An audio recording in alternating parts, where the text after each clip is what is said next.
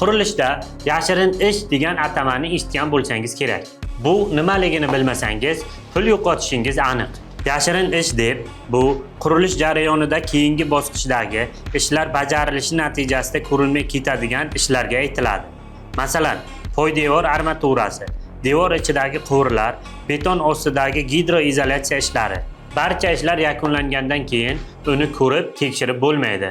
Shuning uchun yashirin ishlar dalolatnomasi majburiy tuziladi. Bu dalolatnoma tugallangan ishni keyingi bosqichdagi ishni boshlashdan oldin rasmiylashtirish shart. Unda nima ishlatilgani, qanday bajarilgani barchasi yoziladi. Agar bu dalolatnoma yo'q bo'lsa, texnik nazoratchi qabul qilmaydi. Nuqson chiqsa isbotlab bo'lmaydi. Yashirin ish ko'rinmaydi, lekin uning hujjati hamma narsani hal qiladi. Yashirin ishlaringiz to'g'ri hujjatlanganmi? GST mutaxassislari har bir yashirin ishni o'z vaqtida aktlashtirib, himoya qilib beradi.